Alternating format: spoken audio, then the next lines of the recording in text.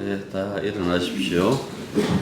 잠깐 동안 우리가 묵상 기도하고 난 다음에 예배 시작하도록 하겠습니다. 가자 지구에서는 잠깐 동안 전쟁이 그쳤습니다. 그친 이 시간 전쟁이 멈춤으로 말미암아 이들이 생명을 생각하는 것이 아니라 그 다음에 어떻게 더 잔인하게 살해할까라고 그 생각으로 가득 차 있을 줄 압니다. 그런 자들의 그 생각이 무너지게 해주시고 그 어떻게든 방해하셔서 더 이상 전쟁을 벌리지 못하도록 주님께서 개입해 주십시오 하고 잠깐 우리가 기도하겠습니다. 기도합니다.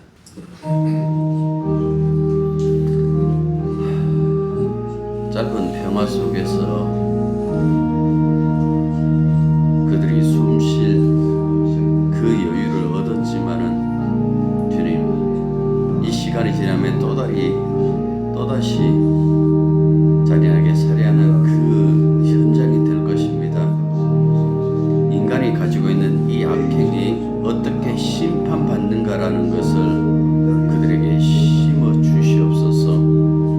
하나님은 이스라엘 편이 아니라, 하나님은 그들 편이 아니라 하나님은 자비로우시다라는 그 사실을 그들 마음속에 던져질 수 있게 하여 주시옵고, 그 전쟁을 반대하는 목소리가 내부에서 더 크게 나타나고, 또한 세계 곳곳에서 소위 힘 있는 자들도 입을 내어 전쟁은 그치라고 말할 수 있고 또한 압력할 수 있도록 주님께서 친히 개입하시고 간섭하여 주시기만 간절히 바라옵나이다. 주여, 자신들만 생각하는 것이 아니라 모두가 함께 더불어 살 수 있는 그 평화, 그것을 꿈꾸는 세상이 되게 해주시고 그것을 실천하는 이들이 한둘 더, 아니 계속해서 나타날 수 있도록 주님께서 역사하여 주시옵소서. 그들의 그 모든 꿈들이 사라지는 것이 아니라 진정코 꿈이 이루어질 수 있는 세상이 될 수 있도록 주님 붙잡아 주시옵소서. 예수님 이름으로 기도드립니다.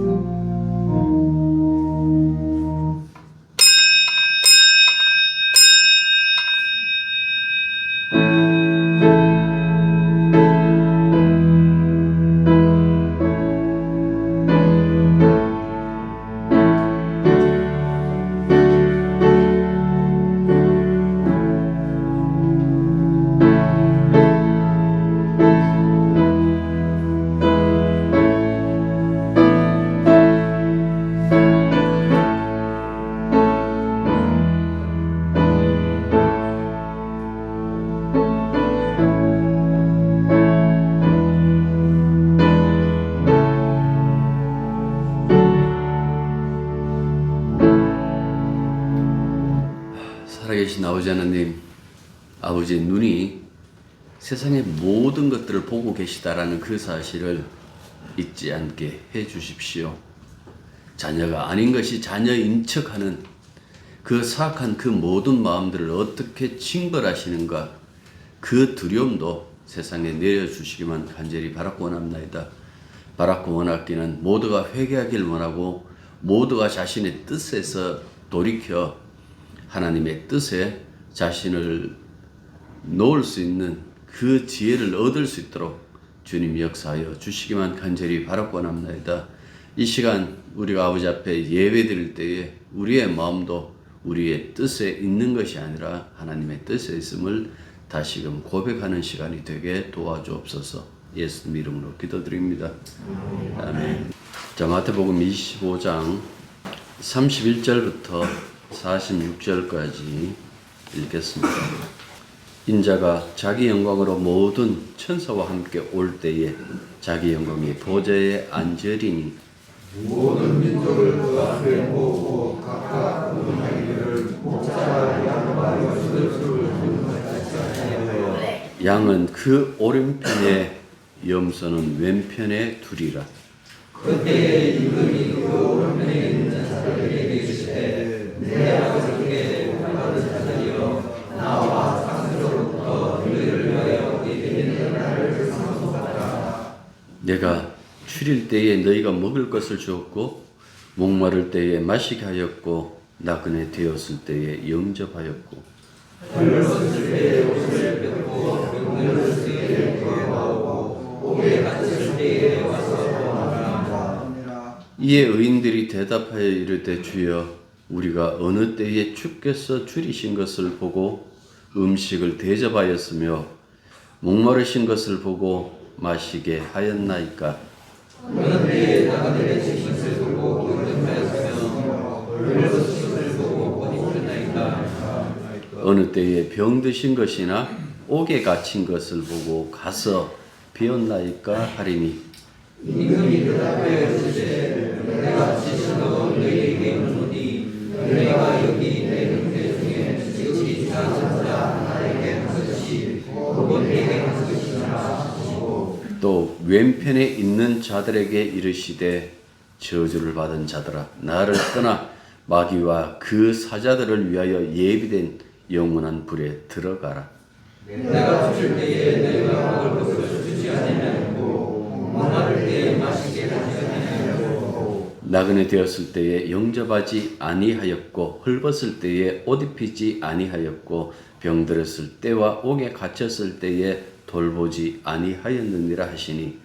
그들도 대답하여 이르되 주여 우리가 어느 때에 주께서 줄이신 것이나 목마르신 것이나 나그네 되신 것이나 헐벗으신 것이나 병드신 것이나 옥에 갇히신 것을 보고 공명하지 아니하였나이까.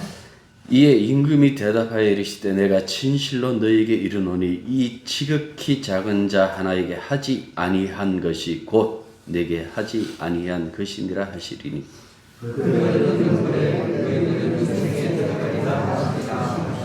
아멘. 마태복음 25장은 하늘나라와 종말의 심판에 관한 언급이 담긴 비들로 채워져 있습니다. 그 뒤에 이어지는 26장부터 28장은 예수님의 순환과 죽음, 부활에 관한 그 진술이 담겨져 있습니다. 이렇게 예수님의 순환과 죽음과 부활에 앞서서 마태가 하늘나라 심판에 관한 일련의 비유들을 집중적으로 배치한 것은 너희가 십자가에 못 박아 죽인 예수를 하나님이 부활시켜 구원과 심판을 결정한 분으로 삼으셨다라는 것을 증언하기 위함입니다.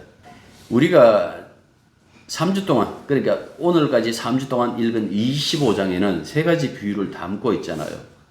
이 세 가지 비유를 담고 있는데 각 비유의 마지막 구절이 바로 그 결론들이 나와요. 먼저 1절부터 13절에 소위 열처녀 비유로 처녀들의 지혜로움과 미련함에 관한 것이었는데 13절 보시면 깨어있으라 너희는 그날과 그때를 알지 못하느니라는 그 말씀이 주어지잖아요. 그래서 깨어있다라는 것은 늘상 눈뜸이 아니다. 교회 안에서 맨날 사는 것도 아니다. 깨어있다라는 것은 평소에 주님 안에 사는 인생인 것임을 잊지 않는 것이다 라고 그렇게 말씀드렸습니다. 그리고 지난주에 우리가 읽었던 그 유명한 달란트 비유는 우리 인생의 주인인 주님에 관한 잘못된 판단과 오해가 불러오는 그 불행에 관해서 설명을 드렸습니다. 자신의 요구대로 순종한 두 종과는 달리 자신을 비방만 하는 그 종을 향해서 주인이신 주님은 이렇게 책망하죠. 이 무익한 종을 바깥 어두운 데서 내어 쫓으라 거기 슬피 울매 이를 갈리라 라고 그렇게 말씀하셨습니다. 그리고 25장 마지막을 장식하는 오늘 이 본문은 통상 양과 염소의 비유로 이렇게 불리는데 예수님의 비유 중에 마지막 진술은 영벌과 영생에 관한 것임을 분명하게 밝히 46절 보면 그 얘기를 하고 있죠. 악인은 영벌에 들어가고 의인은 영생에 들어간다라고. 여러분들이 읽으신 것처럼 이 세 비유 모두 심판을 주제로 하는데 그냥 심판이 아니에요.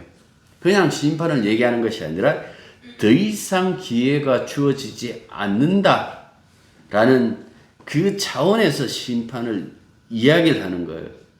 여기뿐만 아니라 마태복음 여러 곳에 각각 다른 운명에 처하는 그 심판을 비유로 반복해서 교훈하기도 하셨어요. 예를 들면 알곡과 죽지정이, 밀과 가라지, 그 다음에 예복을 입은 사람과 입지 않는 사람, 이렇게 종말에 있을 그 심판에 관하여 얘기를 하는데, 오늘 여기서 하시는 그 말씀은 뭔가 하니까 그 심판 때에 다시는 기회가 없는 그런 운명에 처할 것이다라는 굉장히 엄한 그런 어떤 그 교훈을 담고 있다라는 그 말씀입니다. 그때 아무리 다급함, 그때 비로소 주님에 대한 그 간절함을 담고 그분을 붙잡는다 할지라도 여러분들 기회가 없어요.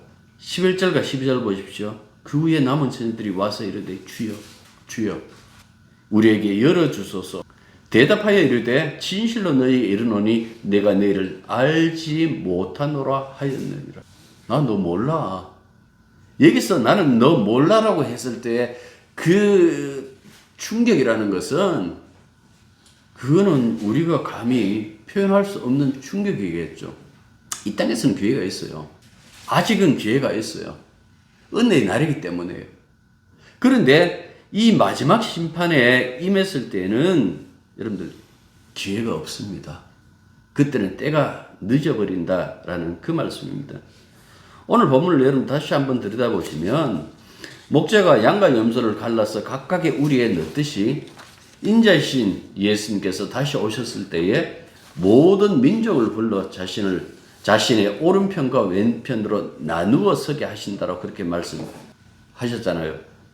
오른편의 선자에게는 천국과 영생하는 복을 상속하시고, 왼편의 선자들은 여기 보면 그렇게 얘기를 하고 있죠. 왼편의 선자들을 어떻게 취급하는가 보시면 이렇게 취급하고 있습니다. 뭐라고 얘기를 하는가 하니까 41절 보십시오.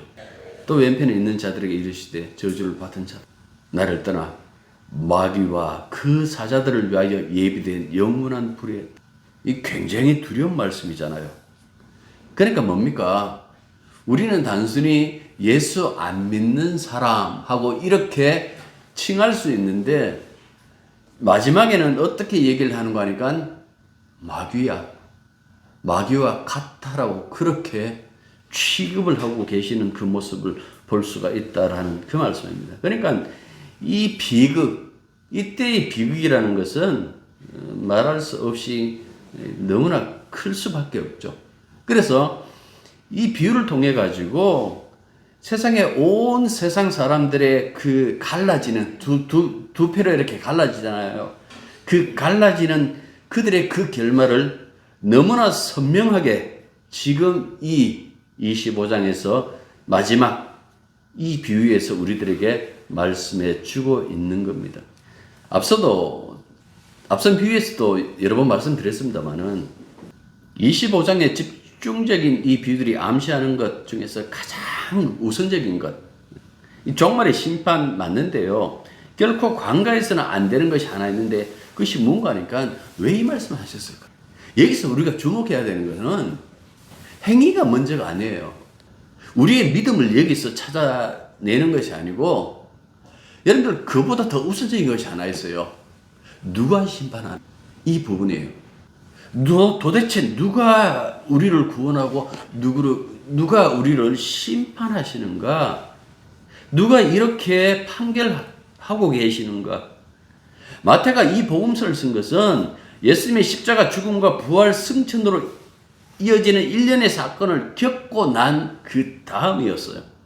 마태는 예수님이 하나님이 세우신 주와 그리스도가 된다는 그 사실을 확인하고 난 다음에 이 세상 사람들에게 그 얘기를 하는 거예요. 우리를 심판하실 분이 예수님이시다. 그 사실을 증언하는 거예요. 특히 유대인들에게 얘기를 하고 싶죠.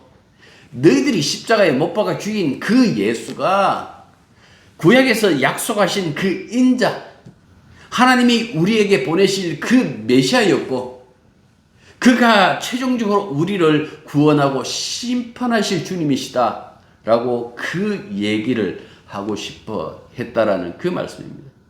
인자라는 이 세상의 마지막 때 오실 심판자를 보통 이 유대 묵시적으로 인자라고 얘기를 해요. 복음서에서는 예수님이 바로 인자다, 구약에서 말한 인자다라는 그 사실을 끊임없이 반복해서 이야기를 해요. 예수님이 인자라는 그 말씀은 예수님이 하나님의 권위로 온 우주를 통치하신다라는 그 뜻이에요. 온 우주로 통치하는 여러분들 그 이미지가 34절에 보면 임금으로 나오죠. 그때 임금이 여기서 임금으로 묘사하는 거예요. 임금이라는 것은 뭡니까? 통치자잖아요. 사람을 구원할 수도 있고 심판할 수도 있는 절대적인 권위를 가진 그 임금 누구라고요? 예수님이다. 결국 예수님이 온 세상을 심판하시고 구원하신다. 누구는 영벌에, 누구는 영생에 들어가게 하신다라는 그 부분을 우리들에게 설명해 주는 거예요. 그런데 오늘 우리가 읽은 이 비유는 앞서 나온 종말의 이 비유들과 다르게 유별난 것이 하나 있어요. 앞선 비유에서 예수님이 재림하여 심판할 날이 언젠가 나오니까 믿음을 잃지 마라. 평소에 주님과 함께 사는 것이 굉장히 중요하다. 그리고 주님을 네 머리로 가지고 짧게 판단하지 마라. 그냥 주님 말씀하시면 예하고 순종하는 것이 굉장히 중요하다. 이거는 아무런 사고 없이 예수 믿으라는 것이 아니라 주님의 말씀에 순종하는 것이 그 어떤 것보다도 더 중요하다라는 어떤 그런 내용에 초점을 맞추고 있다라면 오늘 이 본문은 주님이 무엇을 기준으로 심판하실까라는 그 부분이에요. 주님이 마지막에 심판하실 때에 어떻게 심판하실까? 성공한 자와 실패한 자로 그렇게 나누어 심판하실까? 열심히 있는 자와 게으른 자로 나누어서 심판하실까? 착한 사람과 못된 사람으로 나누어 심판하실까? 그런데 예수님이 직접 언급한 그 심판의 기준을 여러분들 이렇게 보면 사람들이 미리 가지고 있는 그 일방적인 답이 하나 있잖아요. 늘 선이 이긴다라는 그 얘기. 그 얘기가 틀린 것은 아닌데 도대체 무엇이 선이냐고 했을 때 그 선이라는 기준이 언제나 자기 중심적이었잖아요. 그러니까 늘 그런 생각을 가지고 이것을 바라봤는데 예수님이 말씀하셨던 이 임금이 말씀하셨던 이 대답을 듣고 난 다음에 양쪽 부류가 다 자신들의 그 예상을 뒤엎는 것임을 얘기를 해요. 그래서 오른쪽의 선자들도 양들도 그 얘기를 하죠. 의하게 우리가 언제요? 라고 얘기를 했고 또 왼편에 쓴 그 염소 쪽의 선자들도 의문을 제기하는 데서 잘 드러난다라는 그 말씀입니다. 오른편의 선자들이 주님께 했던 그 의문이 무엇입니까? 이렇게 얘기를 하죠. 이에 의인들이 대답하여 이르되 오른쪽에 썼다라는 그 이유만으로 지금 의인들하고 이렇게 얘기를 하고 있어요. 주여 우리가 어느 때에 주께서 줄이신 것을 보고 음식을 대접하였으며 무마르신 것을 보고 마시게 하였나이까? 어느 때에 나그네 되신 것을 보고 영접하였으며 헐벗은 것을 보고 옷 입혔나이까? 어느 때에 병드신 것이나 옥에 갇힌 것을 보고 가서 배웠나이까? 내가 살면서 주님 뵌 적이 없는데 그런 말씀을 하니까 그 말씀이 낯설다라는 그 얘기예요. 그런데 왼편의 선자들도 똑같이 질문해요. 그들도 대답해 이르되 주여 우리가 어느 때에 주께서 줄이신 것이나 목마른 것이나 나그네 된 것이나 헐벗은 것이나 병드신 것이나 옥에 갇힌 것을 보고 공양하지 아니하더이까? 도대체 무슨 말씀하십니까? 그 얘기죠. 이 말에는 의문도 있지만은 반항심도 담겨져 있어요. 우리 열심히 신앙생활 했는데요. 왜 엉뚱한 말씀하십니까? 그러니까 여기서 나타나는 것처럼 일반적으로 신앙이라고 생각했던 것에 그 예상에서 빗나갔다라는 그 부분을 보여줘요. 얼마 전에 수능 시험 쳤잖아요. EBS 강의 70% 나온다고 그렇게 얘기를 하잖아요. 그리고 나머지는 그 학원이나 학교에서 그 이전 출제 경향을 가지고 그 자료를 예상 문제를 뽑아가지고 애들 공부시키잖아요. 그래 공부시켜도 막상 시험지를 받아들면 당황하는 친구들도 있어요. 왜 당황할까? 내가 예상했던 그 문제에서 벗어나서 당황하죠. 근데 세상의 시험은 그 다음에 또 치면 돼. 그 다음에 안 되면 또 그 다음에 또 치면 돼. 그런데 이 판결은 앞서서 말한 것처럼 기회가 없어서 문제예요. 더 이상 기회가 없어요. 임금님이 자기 나라에 합당한 자와 합당하지 않는 자들을 가려내는 판결이기 때문에 그렇다라는 그 말씀입니다. 여기서 기회가 없다라는 것은 절망이에요. 그 부분을 지금 다뤄주고 있다라는 그 말씀입니다. 주님 몇 편에 썼다 그래갖고 이 사람들은 예수 안 믿는 사람이었을까요? 아니에요. 알곡과 가라지 비유에 있는 것처럼 이 부분은 소위 하나님의 백성이다, 신앙이다 하는 그 사람에 대한 판단이에요. 예수 안 믿는 사람들은요, 그거는 이 심판대에 뭐 쓸 이유가 없잖아요. 바울도 그 얘기를 해요. 살로니가 전서가 아마 거기에 그렇게 얘기할 거예요. 하나님 집에서 심판하러 온다라고 얘기를 했어요. 그때 두려운데 세상에는 말해서 무엇 하겠느냐. 그러니까 그만큼 두려운 어떤 그날이 온다라는 그 말씀이죠. 이 사람들은 비신자가 아니에요. 소위 하나님의 백성, 나름 열심으로 신앙생활을 했던 사람들이죠. 이 사람들이 악행을 저질렀나? 의식적으로 범죄를 했나? 아니에요. 여러분들 그들의 멸망하는 것을 가만히 보십시오. 네 너무 큰 죄 지었어. 너 너무 잘못했어. 그 얘기 안 했어요. 뭐라고 얘기를 합니까? 볼품없는 이웃을 사랑으로 영접하지 않았다는 것. 이거는 어떻게 보면 우리가 평소에 지나가면서 때로는 그 사람뿐만 아니라 짐승에게조차 연민을 느낄 때가 있지만은, 그러나 그 연민을 느끼면서 그냥 지나칠 때도 굉장히 많아요. 어떤 유튜브를 통해서 아니면 어떤 그 뉴스를 통해 가지고 우리가 이런저런 얘기를 들을 때마다 그 연민의 정을 이렇게 나타낼 때가 있지만은, 실질적으로 그런 어떤 삶 속에서 우리가 지나칠 때, 그 알고 지나치든 모르고 지나치든 지나칠 때가 굉장히 많다라는 그 말씀입니다. 여러분들, 양과 염소에 선 사람들의 그 반응을 가만히 보시면 이 사람들도 마찬가지예요. 양쪽에 서 있는 사람들이 예수님 이런 일 되게 좋아하셔. 그러니까 내가 이 사람들을 위해서 늘 그렇게 살아야지. 그러면 교회 나올 필요가 없고요. 시민사회단체에 들어가셔가지고 늘 가난한 자들을 위해서 연탄 날라주고 그들에게 반찬해주고 그렇게 사시면 되는 거예요. 왜 이 내용이 판결의 핵심이었을까요? 다시 40절 보십시오. 임금은 대답하여 이르시되 내가 진실로 너에게 이르노니 너희가 여기 내 형제 중에 지극히 작은 자 하나에게 한 것이 곧 내게 한 것이니라. 45절 보십시오. 이에 임금이 대답하여 이르시되 내가 진실로 너에게 이르노니 이 지극히 작은 자에게 하지 아니한 것이 곧 내게 하지 아니한 것이니라 하시니. 여기서 중요한 것은 임금님이 지극히 작은 자와 자신을 동일시했다. 따라서 여기서 작은 자는 누구일까요? 세 가지 측면에서 이해할 수 있어요. 첫 번째, 가장 중요한 건 이거예요. 예수님 자신. 이사야 53장에서 예언한 것처럼 그분은 볼품은 없으로 세상에 오셨어요.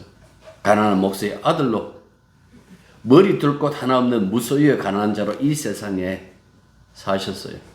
그를 누구도 귀하게 여기지 않았습니다. 3년이나 동고동락했던 제자들조차 자기 목숨이 걸린 그 순간에 예수님을 버리고 도망칠 수밖에 없었던, 그래서 최종적으로는 우리가 버릴 수밖에 없었던, 내 목숨보다 더 소중하지 않다라고 여겼던 그분이 예수님이셨습니다.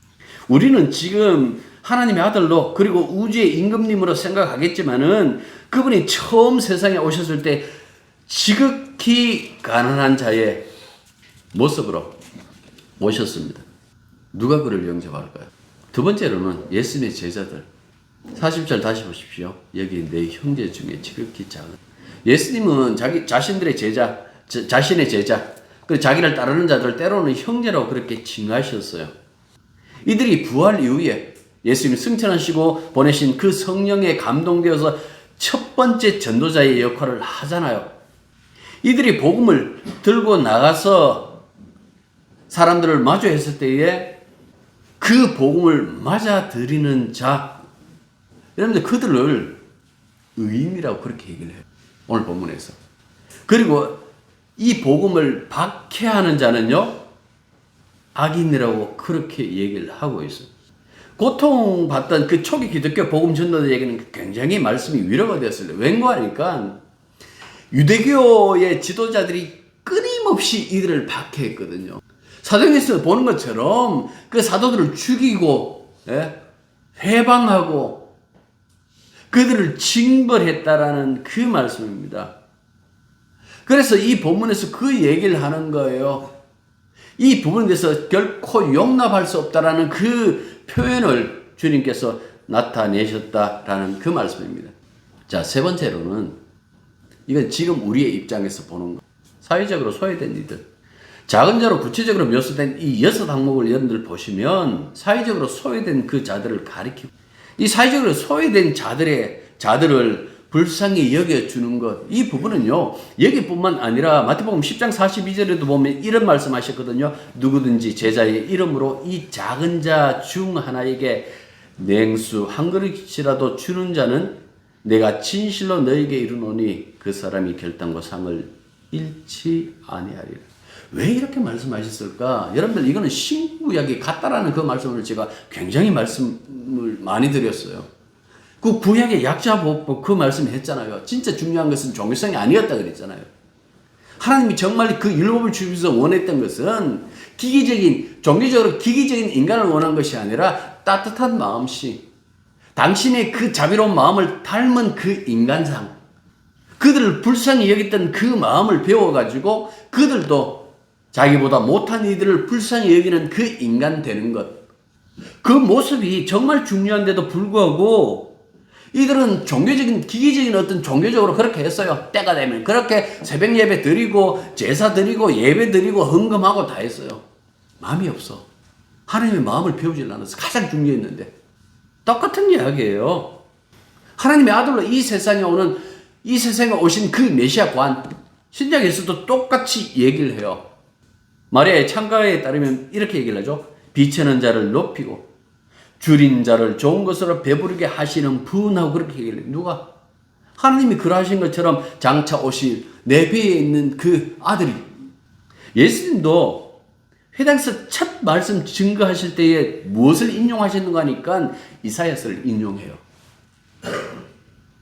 포로된 자에게 자유를, 눈먼 자에게 다시 보게 함을 전파하고 눌린 자에게 자유롭게 하는 것이 내일이다. 그렇게 말씀하셨어요.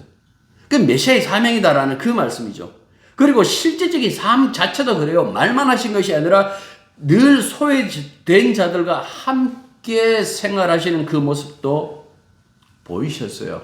오죽 했으면 유대 종교 지도자들이 뭐라고 얘기했습니까? 세리나 죄인들과 함께 먹고 마시는 자, 죄인들과 함께 늘 술에 취한 먹보요, 술꾼.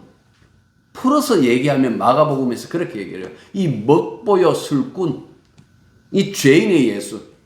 그렇게 얘기했는데 예수님이 그게 받아쳐요. 그래, 나는 의인을 부르러 온 것이 아니오 죄인을 불러 회개시키러 왔노라. 그 말씀으로 대처하시죠. 여러분들 그 말씀 속에 담겨져 있는 예수님의 그 마음이 보이십니까? 얼마만큼 기도하며 살았던가? 내가 이때까지 얼마만큼 헌금하면서 왔는가? 나는 전도를 얼마나 했지? 나는 교회 봉사를 얼마나 열심히 했을까? 무슨 직분으로 섬겼는가? 우리가 힘이 될 만한 이런 것들에 대해서는 하나도 묻지 않으셨어요. 판결에 적용하지도 않으셨다라는 그 말씀입니다. 그렇다고 여러분들 이게 필요 없다라는 말이 아니에요. 중요한 것은 아까도 얘기했잖아요. 무슨 마음이냐 너 봉사할 때 무슨 마음으로 했지? 네가 섬길 때 어떤 마음으로 섬겼지? 너는 헌금할 때에 어떤 마음을 가지고 헌금했느냐? 그걸 지금 얘기하고 있는 거예요. 구약의 이스라엘이 왜 망합니까?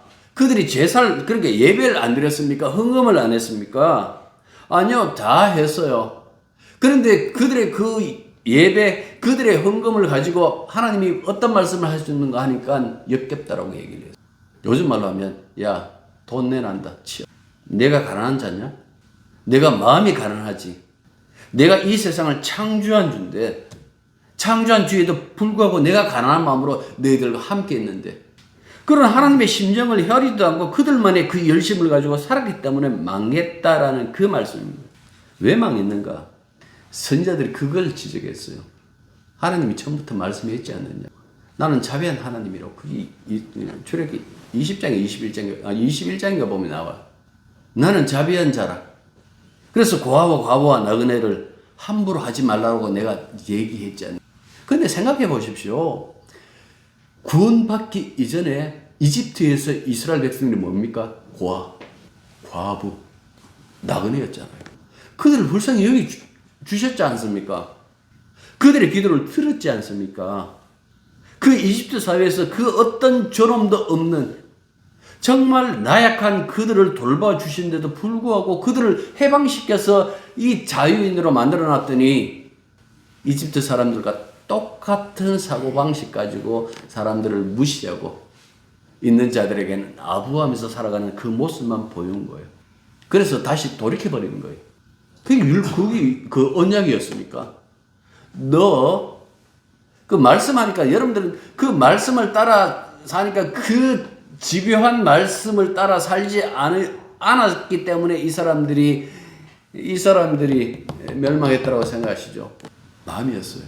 조금만 깊이 생각하면 들여다 볼 수 있는 그 하나님의 마음을 헤아리지 못한 이들이 실패하고 실수할 때마다 얼마나 많이 그들을 불쌍히 여기면서 다시 회복시켜 주시고 반복했잖아요. 그 속에서 충분히 하나님께서 그들을 불쌍히 여기시며 그 자비한 분이심을 나타내셨는데도 불구하고 이들은 뭡니까? 끊임없이 그것을 기억하지 않은 거예요.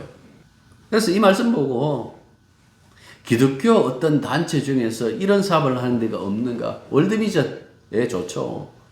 나쁘다는 게 아니에요. 좋아요.